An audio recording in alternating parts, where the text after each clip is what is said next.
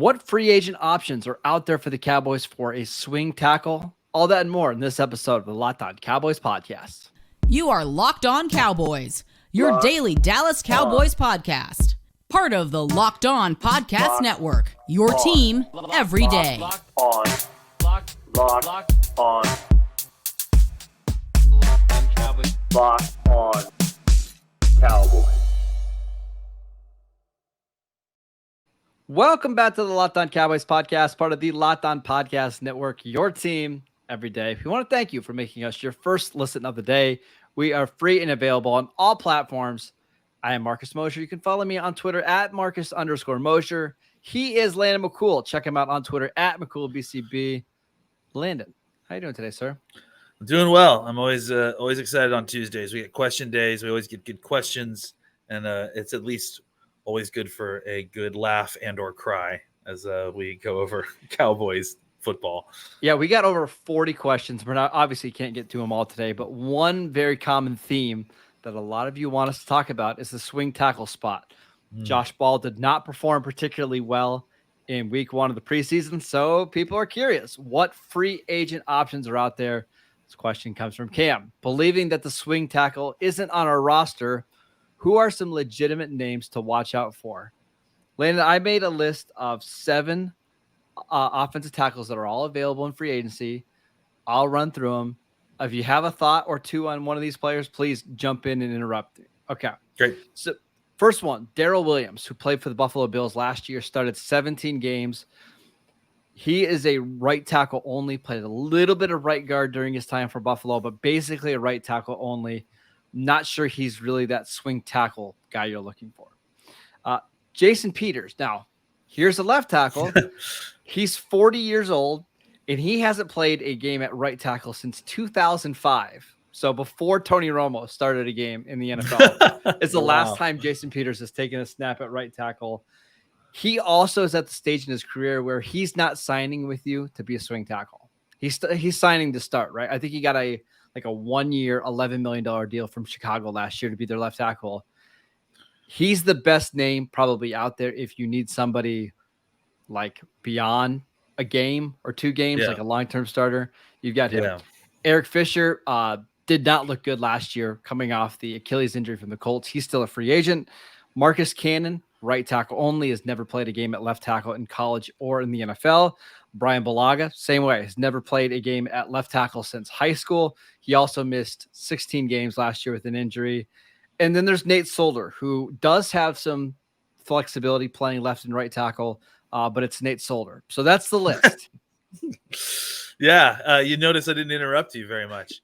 I think it just shows you that trying to find a swing tackle is an incredibly difficult job. And frankly, it's a roster mechanism to try to save a spot, when in reality, maybe the prudent thing to do here is to find somebody who can come in and play left tackle for you, if something happens to Tyron Smith long-term. And that's the thing, right? If something happens with Smith where he's missing a long stretch, I think that's when you call Nate Solder or you call Jason Peters or you call Eric Fisher. But you're not signing any of these 35, 36-year-olds to be a swing tackle unless you absolutely need them. I think the only name there that's, even kind of remotely interesting is Eric Fisher to me, because maybe you could bring him in, give him some space to kind of, get a little bit further away from that Achilles injury, develop him a little bit as a swing, left and right tackle guy. And maybe you could get something out of him by the time you need him, right? By the time, if something happens that you need to plug him in. Honestly, the more I look at this, and honestly, I haven't spoken to you about this specifically, but to me, it just feels like the further along we get into this, the more I feel like they are planning on a Smith replacement with a Smith, right? Like that they're going to kick Tyler Smith out if it's an injury in game or something like that. You plug in McGovern or maybe Farniak if it's left guard, and then you figure out the way to finish the game. I'm kidding. It's likely going to be McGovern. It's going to be McGovern. Yeah. I think that, that makes some roster management sense, at least, I think otherwise, if you're trying to go find one guy to play both backup tackle positions, it's just a difficult ask. I think even with Ball, like they should probably go ahead and discontinue this left tackle stuff with Ball. I think somebody, I can't remember. I think it was maybe Danny Phantom from Blogging the Boys tweeted out, a list of 4 potential, backup swing tackle options. And he listed obviously number 1 being an outside guy. You just listed all the folks there and how problematic that is. Number 2 is Cam Irving. Cam Irving or someone like that, a trade situation where you go get a guy. Number 3 was Josh Ball, which clearly is not working at this point, or at least hasn't developed to the point where you feel comfortable yet. And number 4 would be what we just discussed, Tyler Smith kicking out. I think they are trying hard to make it 3, and that 4 is their backup plan, right? Mm-hmm. Like that they would like for Ball to grab that job and take it and be the swing tackle. I just think it's unrealistic since they've specifically been playing Ball on the right side the entire spring. They're jumping him back over to left tackle last minute. I just think it's too little too late and it's too difficult. So I think that likely 4 is what we'll get early on. And if something gets, 4 being, again, Tyler Smith kicking out to left tackle, and if something happens that it's a long-term injury, then you need to go out and get a veteran for the long term. I just wish that they would come, and I know they won't, because we're in the middle of training camp, we're in the middle of competition. I just wish they would provide more clarity as to what the plan is. I think that right now they're just keeping all their options open. I will give you 2 names of like guys that could actually be swing tackles that they could maybe trade for. The first one's with the Browns. It's Chris Hubbard. I think Hubbard's probably going to be their 4th tackle on the roster. He's played guard. He's played both tackle spots. He's a little bit more expensive, so I don't know if Dallas would be interested in that. But another one who we actually saw last week, and they could try to bring back Cam Fleming. Fleming's like the 4th tackle for Denver. I know nobody liked Cam Fleming when he was here, but could he get you through a game if you needed to? Probably. But that's kind of the options that we're talking about. And that's why, I don't know, Landon, I'm not in a rush to go out and get anybody yet. Like when they need somebody, that's when this list of guys is going to come in handy. And the truth is that the options may actually get better from here. Sure. It may be that our best options aren't available here. Once we get closer to cut down, there may be more names that we aren't even aware that could be available for low-cost trade or potentially just picking up off the waiver wire. So I think right now you look around the options, and the reason the Cowboys aren't running out to go deal with this is because the options aren't great. And the other thing is, too, is like you might as well give Ball as many reps in the preseason as camp, because you want to see, hey, has he gotten any better since week 1 of the preseason? If the answer is no, then let's go out and sign an Eric Fisher. If the answer is yes, okay, let's wait until we need somebody, right? If he's not ready, at that point, maybe we can go out and sign somebody, but there's just no incentive to signing one of these guys right now. I agree. Absolutely. All right, let's get to some more questions. But before we do that, I want to tell you guys about Athletic Greens. I've been on Athletic Greens for about 6 months now, and I absolutely love it. It has a very mild tropical taste that I actually look forward to having each morning right before I have my coffee. What is in this stuff? With 1 delicious scoop of AG1, you're absorbing 75 high-quality vitamins and minerals to help you start your day off right. It costs less than $3 a day. You're investing in your health, and it's cheaper than your cold brew habit. In fact, it's cheaper than going out and buying all the different supplements yourself. It's just 1 scoop in a cup of water every day. That's it. No need for a million different pills and supplements to look out for your health. To make it easy, Athletic Greens is going to give you a free 1-year supply of immune-supporting vitamin D in 5 free travel packs with your first purchase. All you have to do is visit athleticgreens.com/NFL Network. Again, that is athleticgreens.com/NFL Network to take ownership over your health and pick up the ultimate daily nutritional insurance. All right, next question. This one comes from Zach. Who is a high draft pick or high profile player in the most danger of being left off the 53-man roster?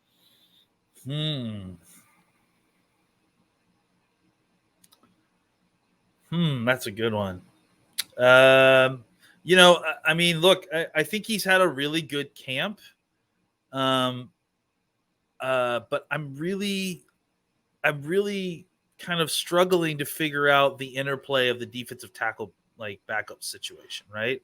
Like I think I wonder if Tristan Hill isn't a good target for a trade potentially to somebody, right? Because it's just a weird fit on this defense. He's played well. I mean, it's not like I'd want to. No, get he rid hasn't of been a him disappointment. no, at all. But I just feel like it's a weird fit because he's kind of a 3-tech only. They've been trying to move him around to do a little bit of kind of 4-eye 5 stuff so that he could be kind of the versatile guy. But they want their backup defensive tackles to have a little bit more versatility if they're going to be that kind of body type, right? Mm-hmm. Like look what they're doing with Golson, right? Golson's playing the 7, he's playing the 3, he's playing.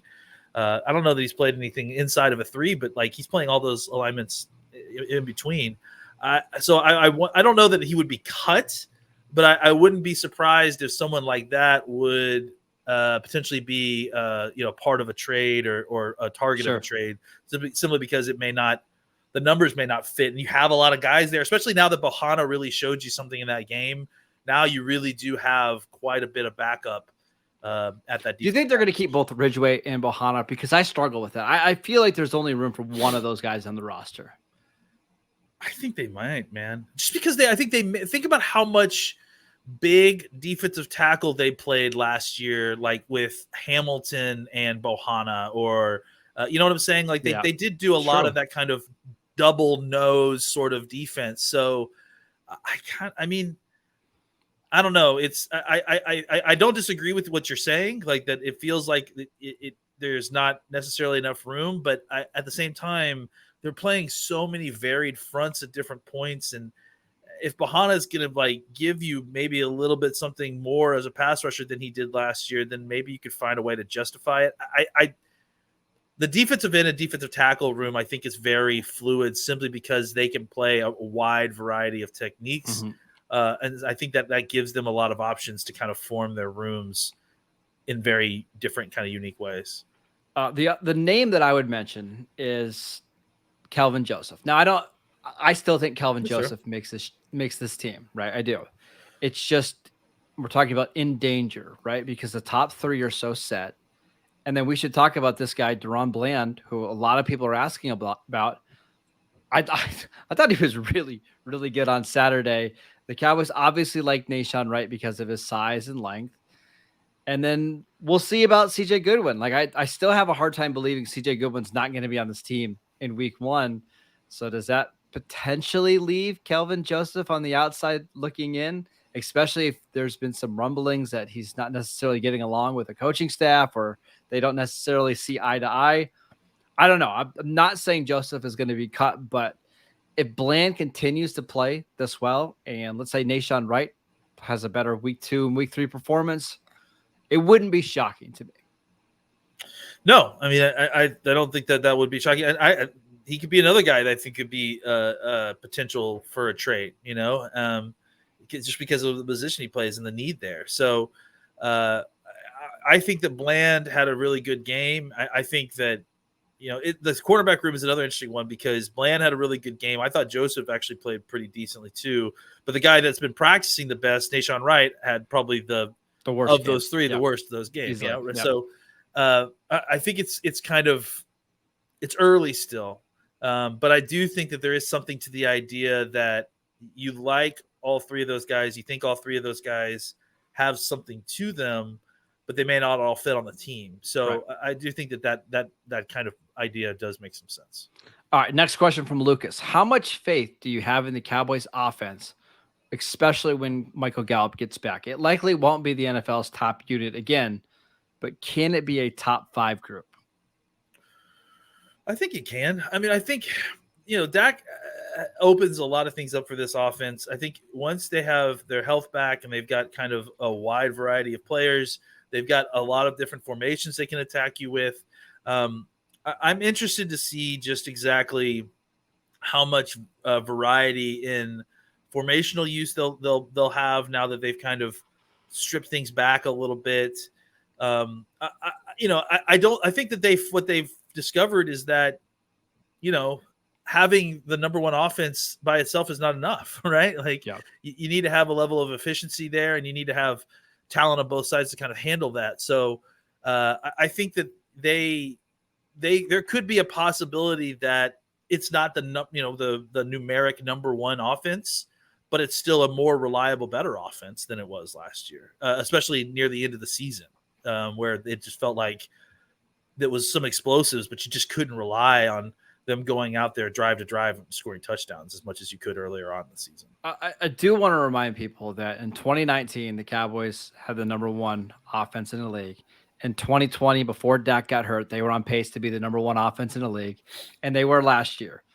Yes, they've lost some talent at receiver and on the offensive line, but I still think Kellen Moore is really good. I still think Dak is really good. They still have two, I think, future Hall of Famers on the offensive line, and I think CeeDee Lamb is going to be a superstar, right?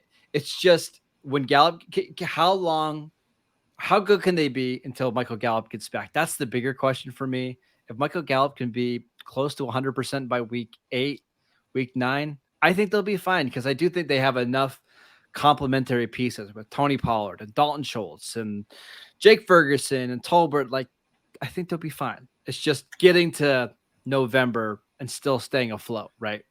Yeah, I mean, look, and I feel like we've kind of covered this several different times, but as good as Amari Cooper is, and as much as, he has the, talent and all those things, he was the third most targeted player on this offense last year.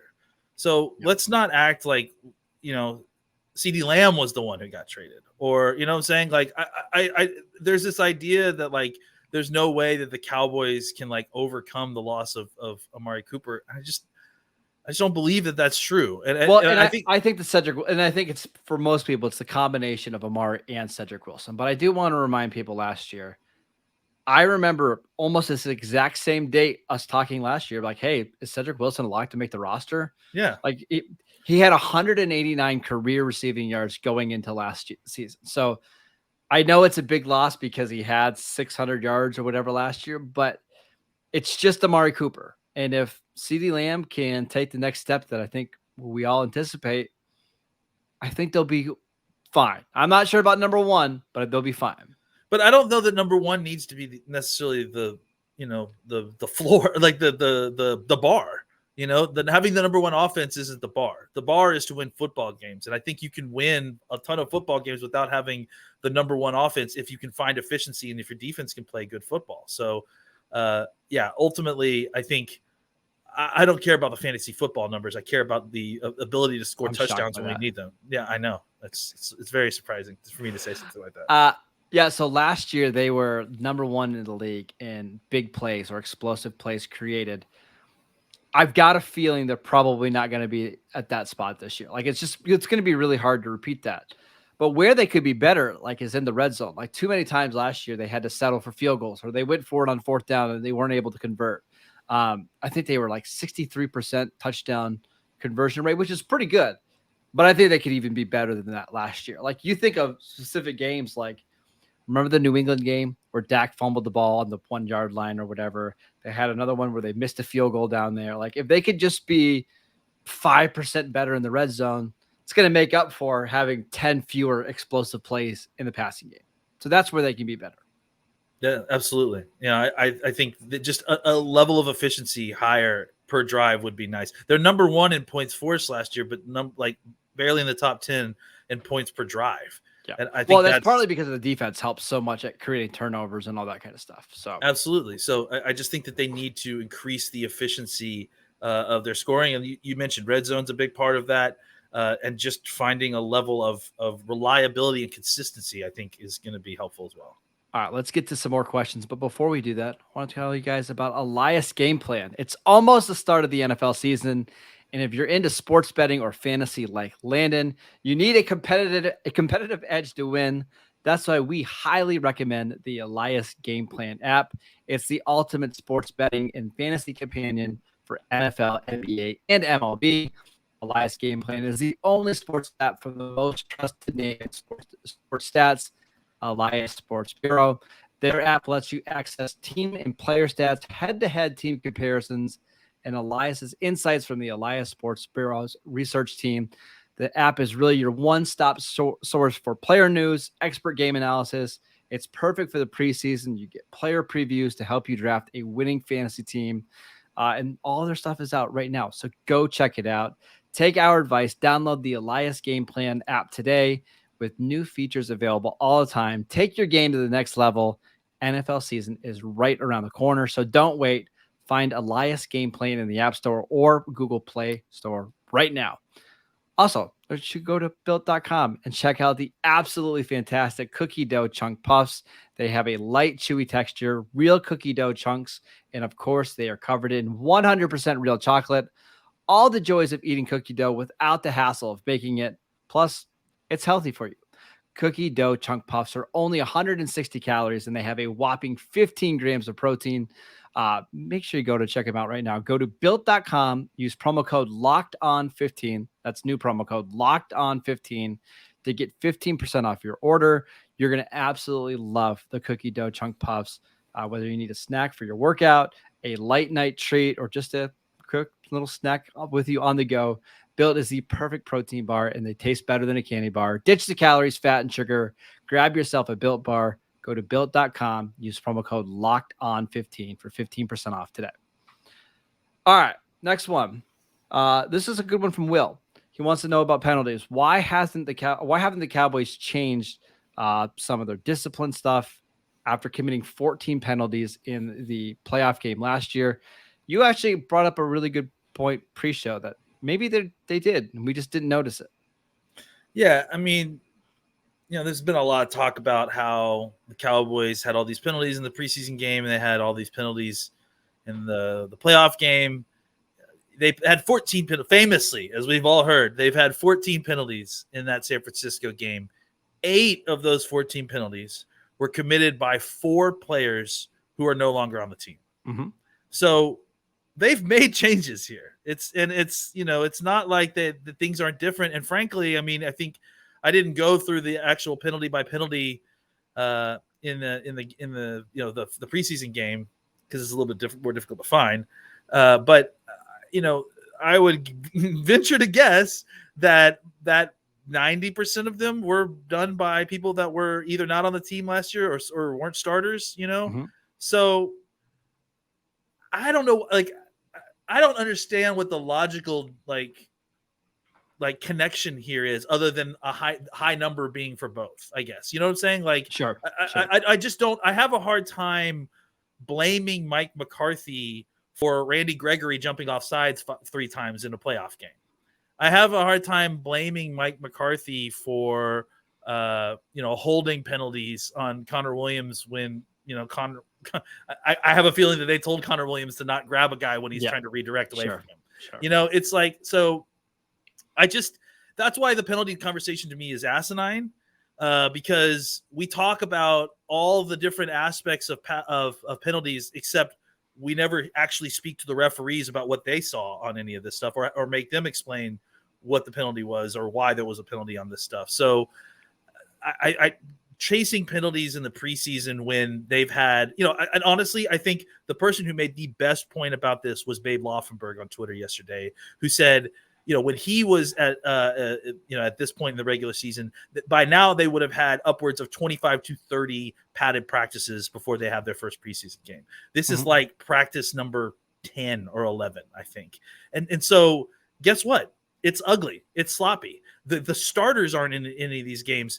The down roster guys are the ones who are in these games. So these guys have gotten even fewer reps in full pads in front of referees being kind of evaluated. And beyond that too, they're younger guys who are playing their first reps in NFL level full speed and have been taught their technique all throughout practice, all throughout training camp. And guess what? You can get taught the technique all you want. It isn't until your face gets smashed by a professional defensive tackle that you really find out how well your technique is going to work and what you need to adjust to play at the speed of the NFL. So I just have a hard time getting up for this argument. It seems asinine. The refs are also in preseason. They're also having their training camp. So I think there's something to the idea that the Cowboys obviously need to be better about penalties. There's no way around that.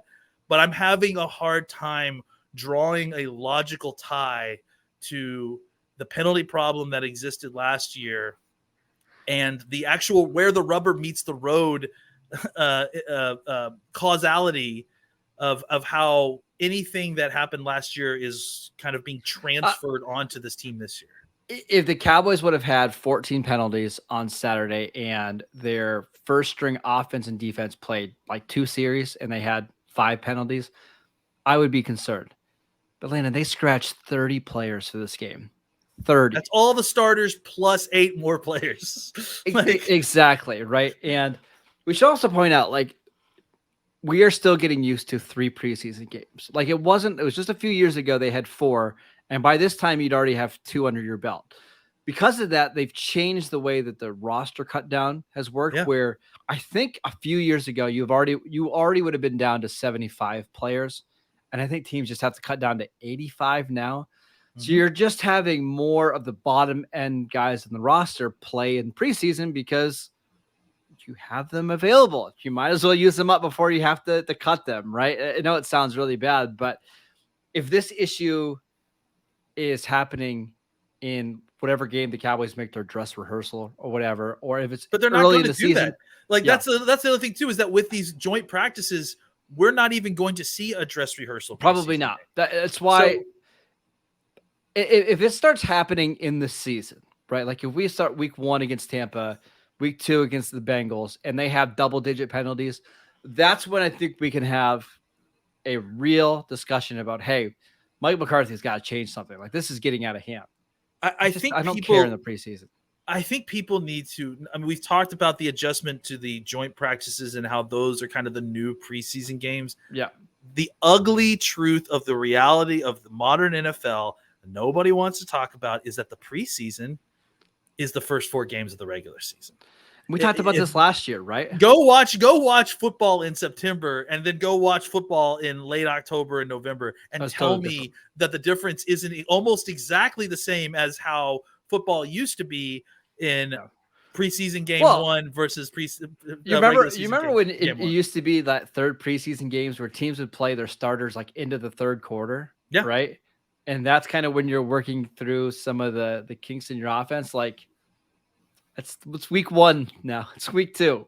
Yeah, it absolutely is. And I think that mentality is where Cowboys fans' heads need to be too, is that it's not that those games don't count, but the seasons are so long now. Week 1 and week 2 have never been more meaningless, right? Absolutely. And as the season goes on, like, you know, the point of it is to be crescendoing into the end of the season, right? To be playing your best football. Look at the way San Francisco did it, right? Say what you want about San Francisco, probably not the most talented team in the NFC, but they were playing like the best team at the end of the year last year. I mean, that's how they were able to kind of continue to go the way they did. So that's where you want your team is. It's okay to, it's fine to struggle early in the season, but you need to be on track and playing your best football near the end of the year. And I understand that regular season, like it's hard for people to hear that those, and I'm not calling them throwaway games, but I think that it's the reality of modern NFL that all teams across the league are still working out the kinks the first 2-3 weeks of the season. Again, if this is an issue for the Cowboys early on in the season, we can have a discussion. I just don't care about preseason penalties. Like, this is when you're trying to figure out, like, hey, what can I get away with? How much contact can I get away with? How are they going to be calling holding? How are they calling roughie the passer? Could I just not put my head down at all? Like, this is the time to figure out stuff, not during the season. So we'll see. I'm just not concerned about Avante Collins having 2 holding calls in the fourth quarter of a game because he's not going to make the roster. It's just not a big deal. Yeah, it really is.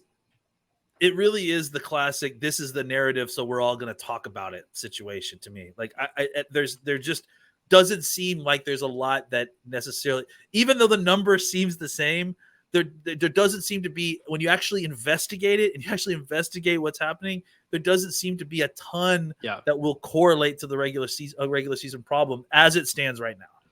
Yeah, Cowboys Twitter was riling up their fans on Saturday night, and you know how much I love to do that. But even for me, it was a little much. I have like can't do this tonight. You lost the taste a little bit, Marcus. You changed, it's preseason for all of us. We're still getting warmed up. So, oh my God. All right. That is it for today's show. Thank you for making Locked On Cowboys your first listen today.